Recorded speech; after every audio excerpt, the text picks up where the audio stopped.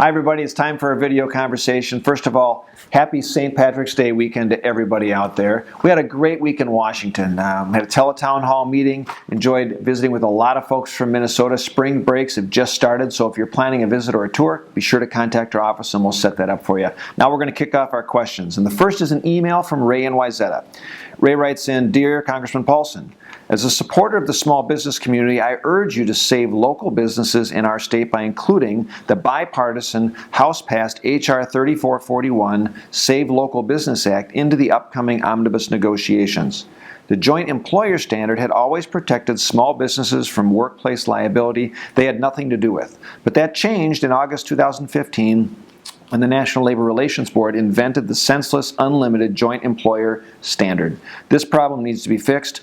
Please protect small businesses and working Americans. Sincerely, Ray.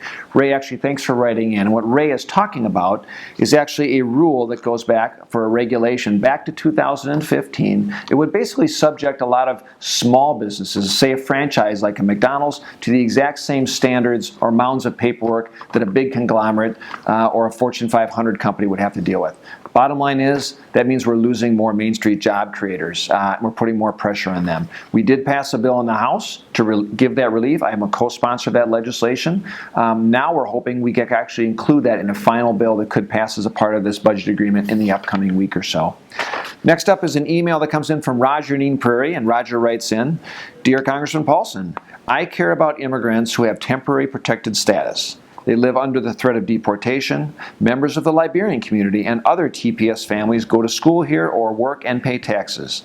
They are valued members of our community.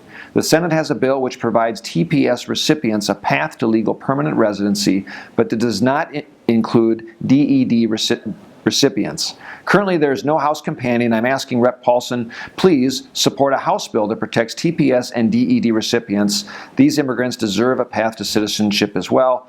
Thank you, Roger.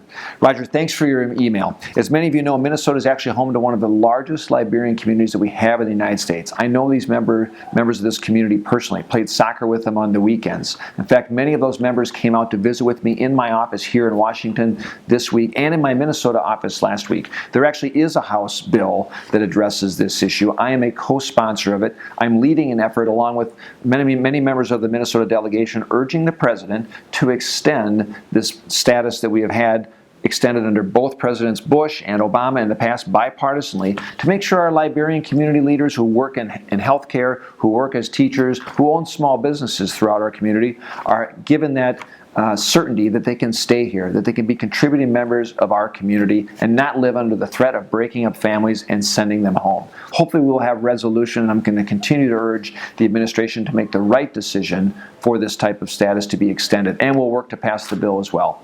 Thanks for joining with your thoughts, your questions, your ideas. You can reach out anytime on Facebook, Twitter, Instagram, of course at the website paulsen.house.gov. Have a great weekend and a great week.